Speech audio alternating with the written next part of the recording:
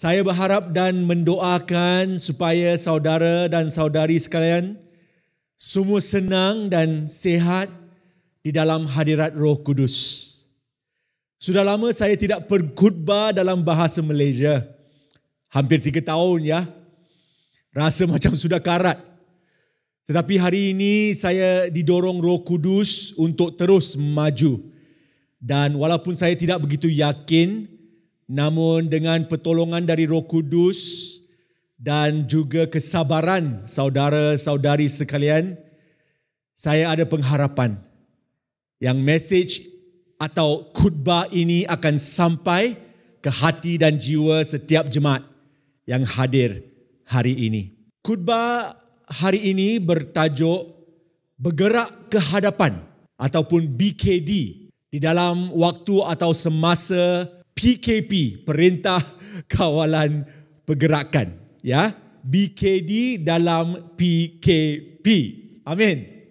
Mari kita mulakan dengan membaca bersama-sama firman Tuhan di dalam Keluaran bab 14 ayat 8 sampai ke 15. Mari kita membaca. Ayat nombor 8. Tuhan mengeraskan hati Firaun, Raja Mesir, sehingga dia mengejar orang Israel. Sementara itu orang Israel bergerak dengan semangat yang tinggi. Haleluya. Orang Mesir mengejar mereka dengan semua kuda dan rata Firaun dan dengan pasukan tentera berkuda. Mereka hendak menyusul orang Israel yang sedang berkemah di tepi laut. Ini bukan kemah macam church camp ya. Berkemah di tepi laut dekat Pi-hahiroth berhadapan dengan Baal-zephon. Ketika Firaun sudah dekat dan orang Israel melayangkan pandang mereka, kelihatanlah betapa warga Mesir bergerak menyusul mereka. Maka orang Israel menjadi sangat ketakutan. Sebelum ini ayat 8, mereka semangat yang tinggi. Ya, tapi di sini kita baca ayat yang 10, orang Israel sudah menjadi sangat ketakutan. Lalu mereka berseru kepada Tuhan. Kata mereka kepada Musa, apakah kerana tidak ada kuburan di Mesir, maka engkau membawa kami pergi untuk mati di gurun ini? Apakah yang kau lakukan ini terhadap kami dengan membawa kami keluar dari Mesir? Bukankah di Mesir telah kami katakan kepadamu, jangan ganggu kami. Biarlah kami menghambakan diri kepada warga Mesir. Lebih baik kami menjadi hamba kepada orang Mesir daripada mati di gurun ini. Lalu kata Musa kepada bangsa itu, jangan takut. Tetaplah berdiri dan lihatlah penyelamatan daripada Tuhan yang akan diberikannya kepadamu pada hari ini. Kerana selepas ini, warga Mesir yang kamu lihat, kini tidak akan kamu lihat lagi buat selama-lamanya. Ayat yang ke-14, Tuhan akan berperang untuk kamu dan kamu hanya perlu berdiam sahaja. Firman Tuhan kepada Musa, mengapakah engkau berseru kepadaku? Suruhlah orang Israel marah ke hadapan. Amin. Marah ke hadapan. Seperti mana orang Israel berada di tempat yang tersangkut di antara laut dan tentera Firaun, mungkin ada di antara kita yang berasa tersangkut juga ataupun tersekat maupun tersesat dan tersesat sampai mengalami lumpuh rohani ataupun spiritual paralysis. Terbeku ya, frozen. Langsung tidak boleh bergerak. Takut bergerak maupun bernafas. macam sudah dijangkiti COVID-19. Walaupun tidak. Mungkin COVID-19 rohani ya. Spiritual COVID-19. Tidak boleh bernafas. Ramai antara kita yang sudah mengalami kehilangan dalam satu cara atau yang lain.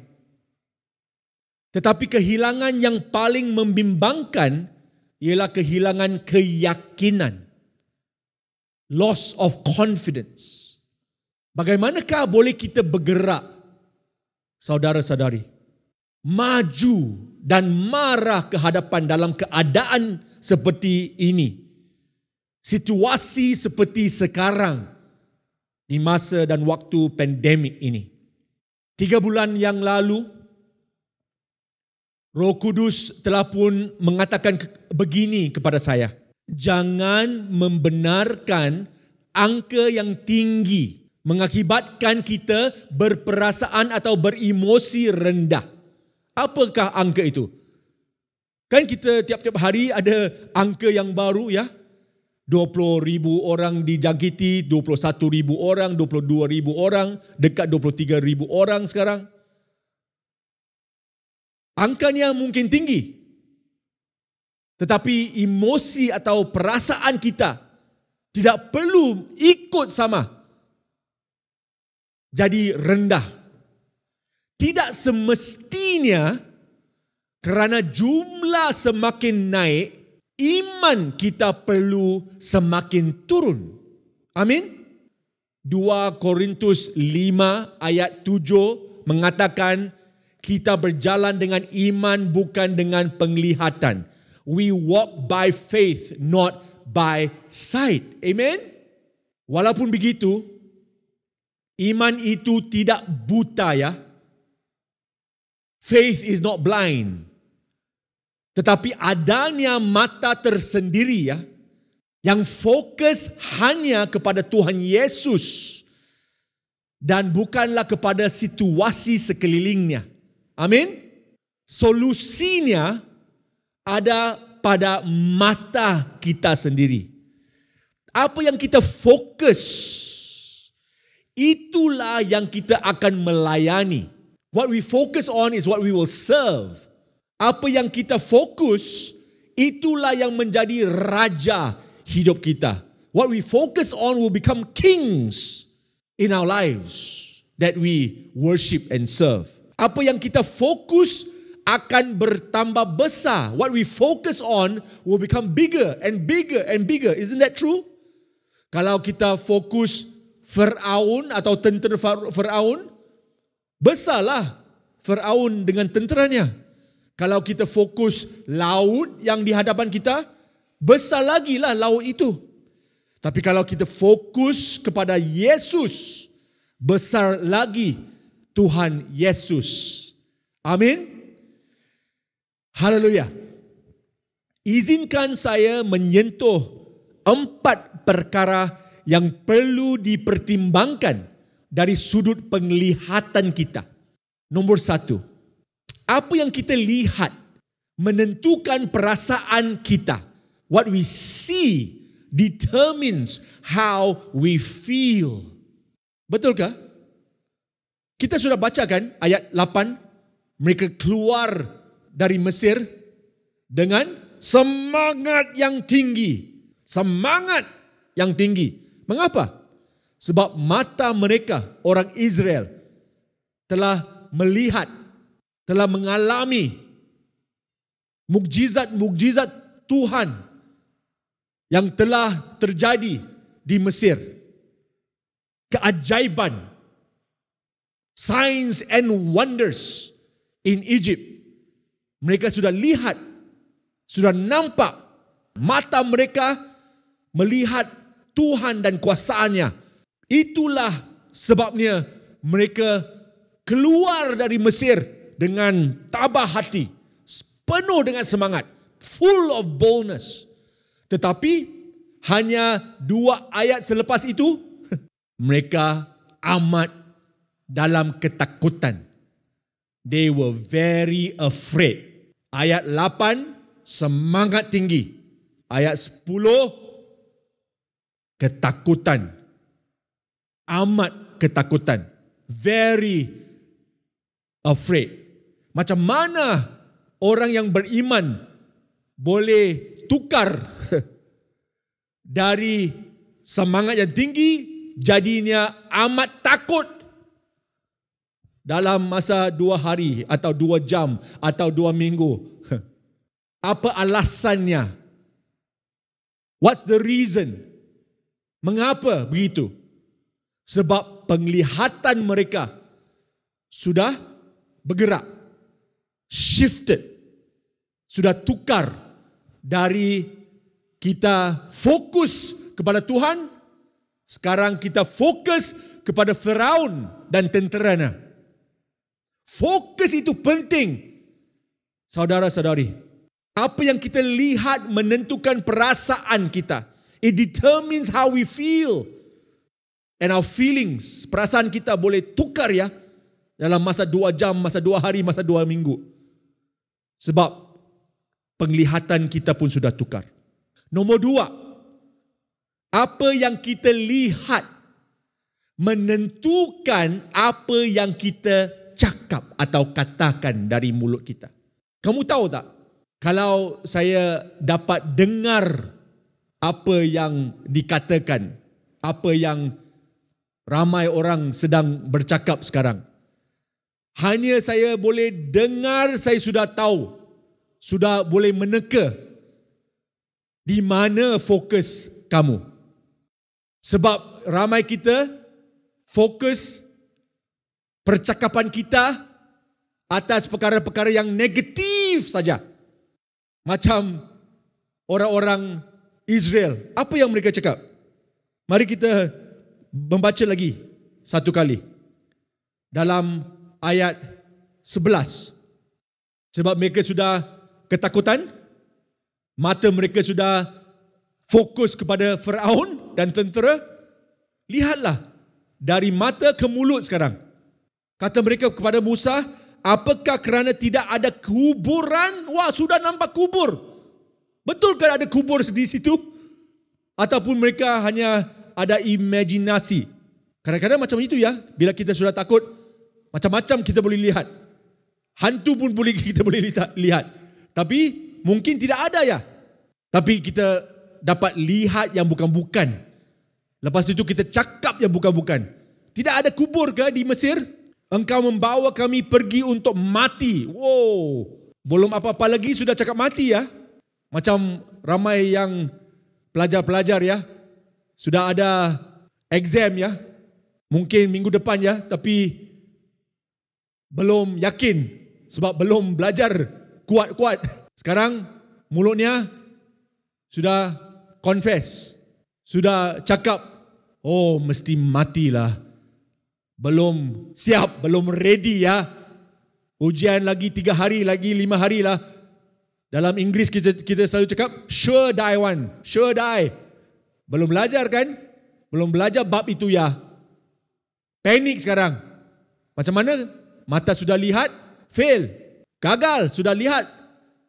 Periksaan belum. Tapi mata sudah nampak gagal. Mulut pun sudah cakap, mati. Kita kena jaga mulut ini. Sebab firman Tuhan sudah cakap dalam Inggeris, our confession, death and life, mati atau hidup, ada di kuasa lidah ya. Kita mesti jaga-jaga apa yang kita confess, apa yang kita cakap. Haleluya.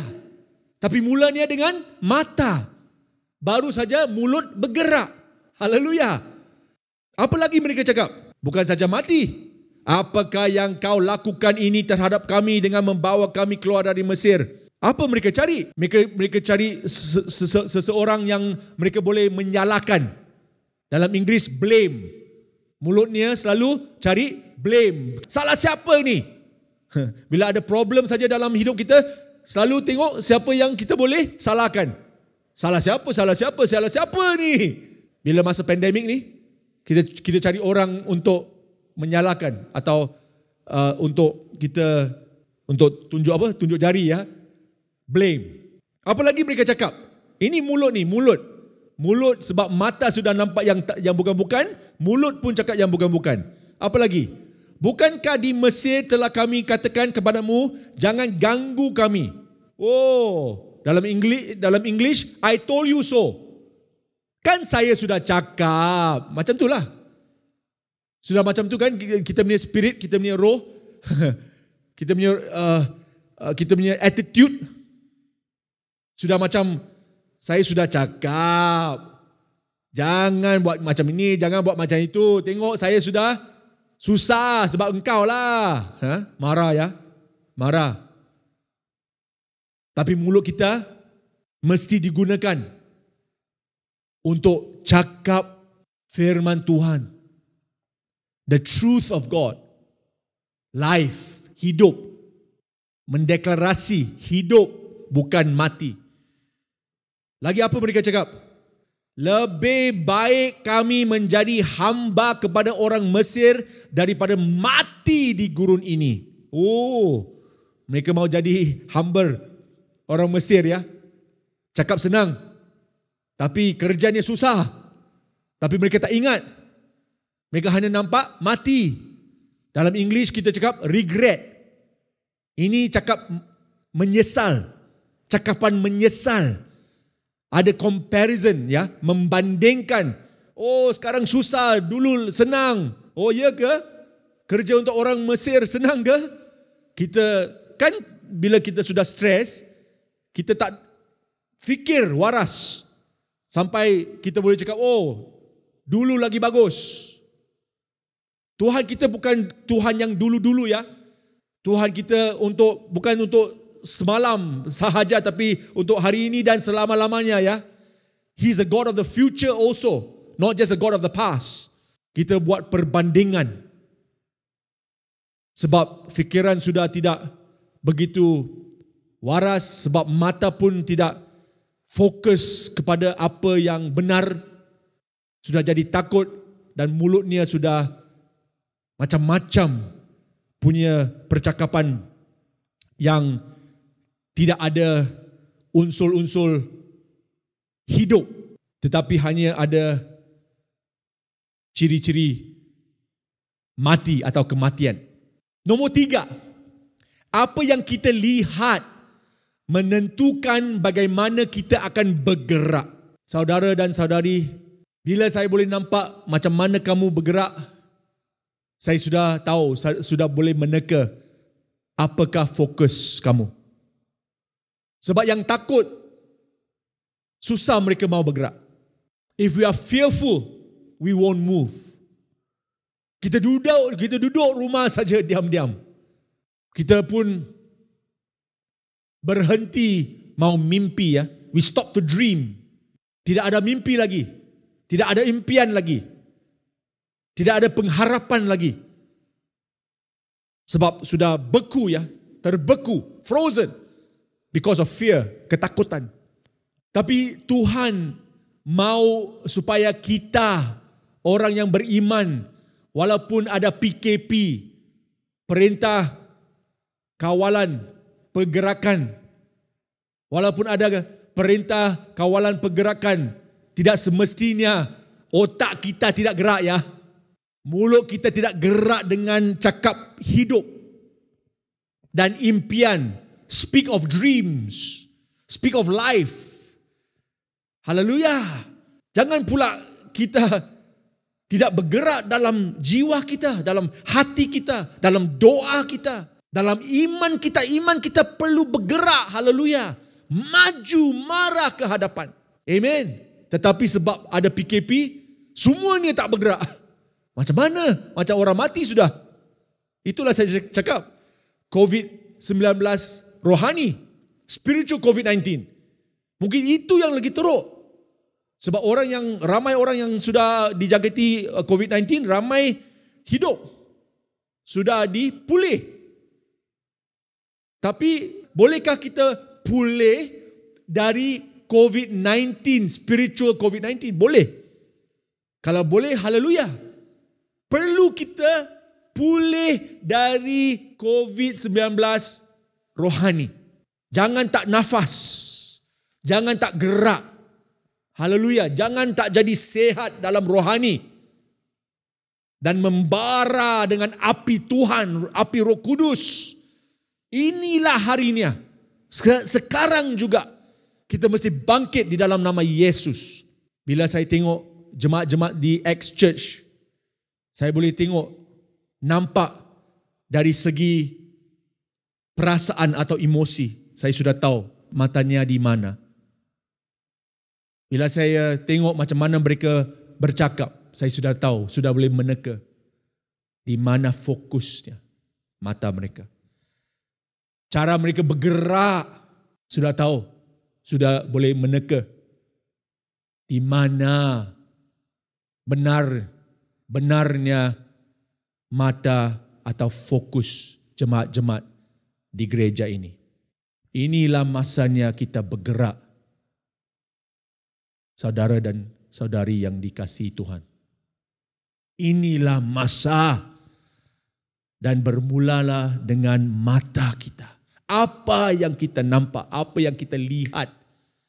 Orang yang beriman, kita berjalan dan hidup dengan iman. We walk by faith, we live by faith, not by sight. Yang keempat, apa yang kita lihat menentukan macam mana kita akan membuat persiapan. How or what we see determines how we will prepare. Tuhan Yesus telah menunjukkan saya apakah masa hadapan untuk saya dan gereja saya di X Church Kuala Lumpur. Bukan saja untuk gereja kita di sini di Kuala Lumpur, tapi gereja di Malaysia. Saya dalam hati saya benar-benar bukan saja harap, tapi percaya yang masa depan kita penuh dengan kebangkitan rohani, revival, dan ramai. Bukan saja beratus ribuan, tapi berjuta-juta orang di Malaysia akan tahu nama Yesus. Dialah juru selamat kita. Bagaimana? Bila mereka melihat kuasa Tuhan. Masa hadapan yang penuh dengan mukjizat, saudara-saudari yang dikasihi Tuhan. Amin. Penuh dengan keajaiban, dengan penyembuhan, healing, pembebasan, deliverance. Ada amin? Inilah future atau masa hadapan kita di Malaysia. Saya betul-betul percaya ini. Dengan segenap hati saya, Tuhan Yesus sudah beritahu, inilah, this is the future of Malaysia. Revival for Malaysia. Kebangkitan rohani di Malaysia. Amin. The fire of God, api Tuhan akan take over, ya. Kampung-kampung, desa-desa, sampai ke kota, setiap jemaat, setiap orang yang kita kenal, tidak ada seorang pun yang akan tidak mendengar akan kuasa Tuhan. Habis bila Tuhan Yesus sudah menunjuk, membongkar, ya. Itu mungkin bukan perkataan yang bagus, ya, tapi reveal, ya. Show me. Sudah tunjuk. Inilah future, inilah masa hadapan. Saya sudah jadi excited, ya. Saya sudah excited. Wow, revival. Dengan miracles, mukjizat, dengan keajaiban. Signs and wonders. Saya sudah nampak itu. Dengan penglihatan rohani. Dengan penglihatan dari Roh Kudus. Apa yang saya buat? Dalam masa 6 bulan ini, dari ini sudah mungkin 8 bulan, ya, dari Januari sampai ke sekarang, 8-9 bulan. Tahukah apa saya buat?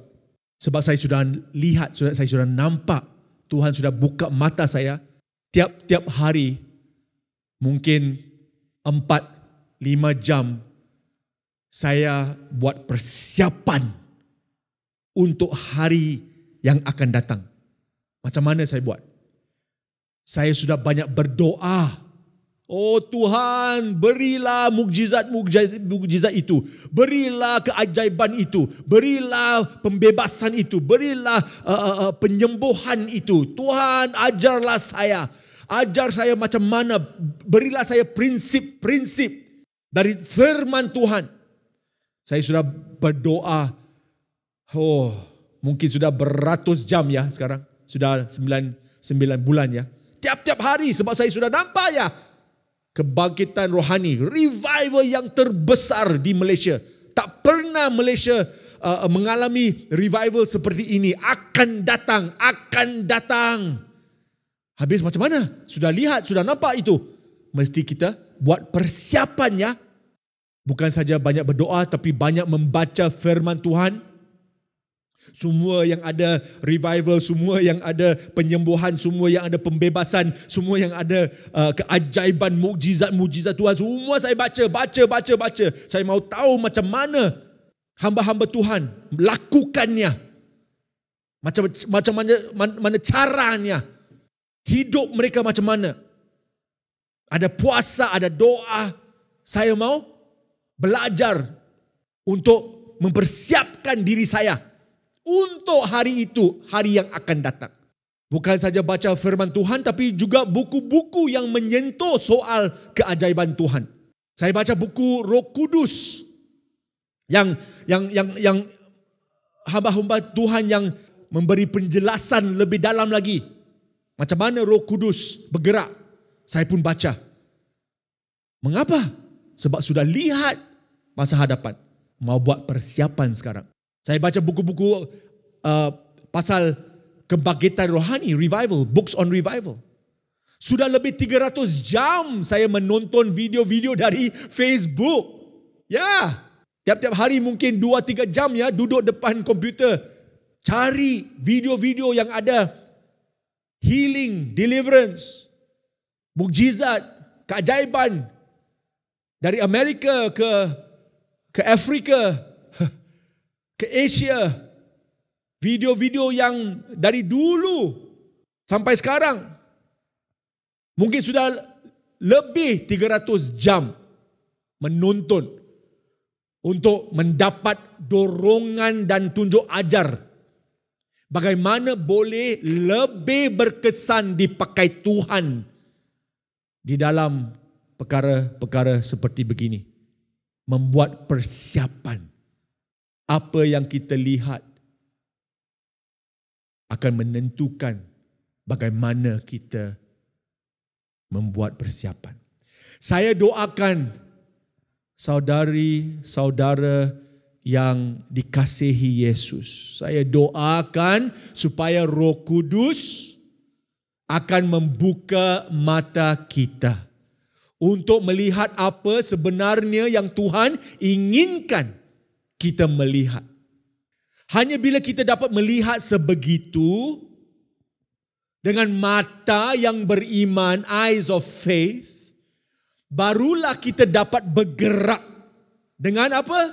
Dengan keyakinan. Ramai orang sudah kehilangan bukan saja duit, bukan saja pekerjaan, tetapi confidence, keyakinan.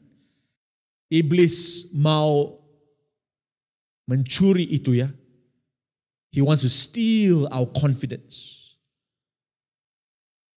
Because sebab dengan keyakinan kita boleh cari duit. Dengan keyakinan kita boleh buka bisnes. Dengan keyakinan kita boleh buat apa-apa saja. Iblis tidak mau mengambil pekerjaan sahaja atau mengambil duit saja atau mengambil kesukaan kita sahaja. He really wants to, iblis mau mengambil, mencuri dan membinasakan confidence, keyakinan. Sebab bila ada keyakinan, ada kejayaan. Keyakinan itulah yang telah tergoncang, dibelasak kiri kanan oleh iblis. Tetapi keyakinan inilah yang kita perlukan. Amin. Bukan saja untuk berdepan, tetapi lebih pentingnya untuk mengatasi segala cabaran yang kita ada di hadapan kita. Keyakinan inilah yang memiliki kuasa di dalam Tuhan Yesus. It is a confidence that has in it the power of God untuk membelah air laut. Haleluya. Yang menghalangi kita selama ini. Sebelum kita mengakhiri khutbah ini, mari kita baca ayat yang ke-16.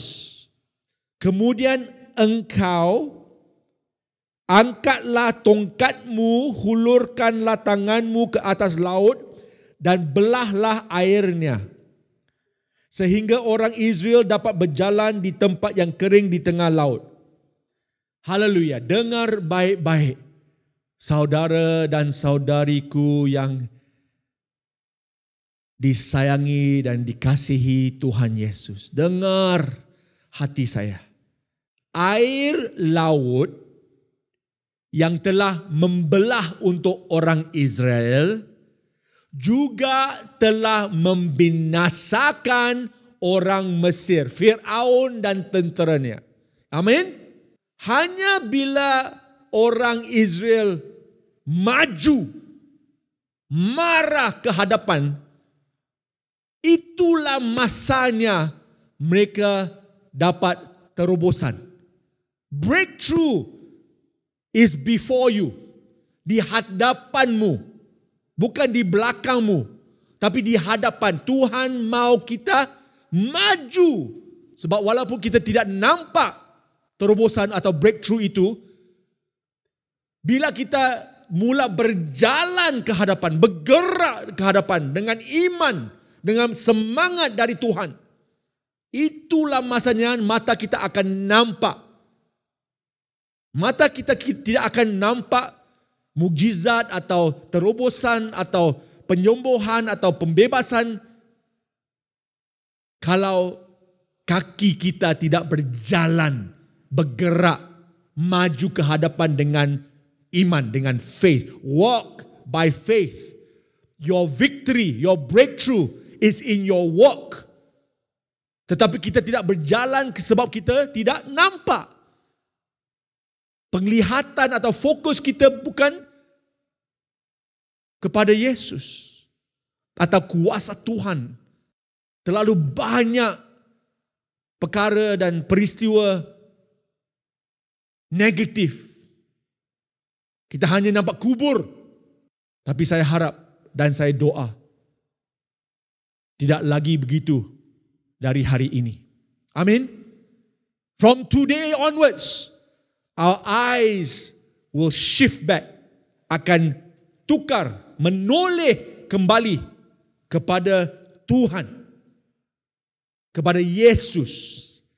Look to Jesus, the author and finisher of your faith. Amin. Mengapa dalam ayat 16 Tuhan katakan kepada Musa, hulurkan tanganmu ke atas laut? Mengapa tidak ke atas Firaun dan tenteranya? Bukankah lagi senang kalau begitu? Kita hulurkan tangan ke atas laut, Tuhan dalam kuasanya membelah air laut. Kan lagi senang kalau kita toleh ke belakang, hulurkan tangan kita ke Firaun dan tenteranya. Kuasa Tuhan akan membelah tentera. Kan senang lagi? Ya, saya tahu senang, tapi itu bukan kehendak Tuhan. The will of God is for us to maju ke hadapan. Kalau kita menoleh ke belakang dan hanya membelah Firaun dan tenteranya, habis. Kalau Firaun dan tenteranya sudah mati, COVID-19 sudah habis, perlukah kita berdepan lagi atau maju ke hadapan? Tak perlu lagi kan? Maknanya kita tidak akan maju, kita tidak akan bergerak ke hadapan. We will not move towards our future.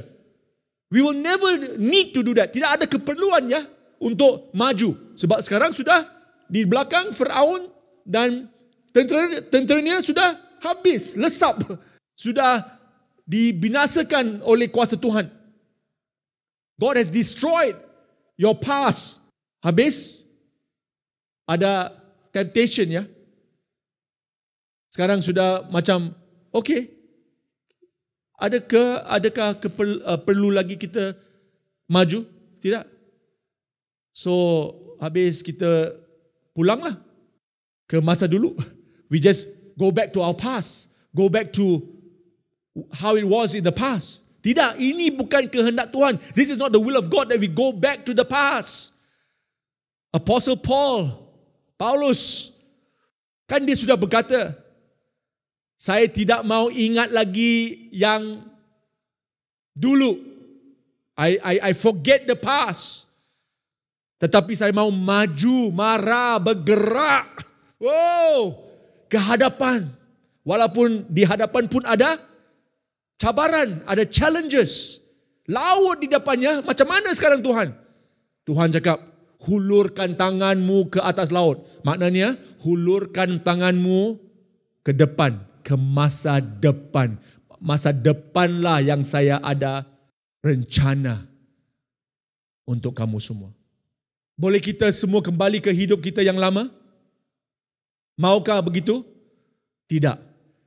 Walaupun hidup yang dulu, hidup yang lama, walaupun bagus, tetapi bagus lagi masa hadapan kita dalam Yesus. Ada amin?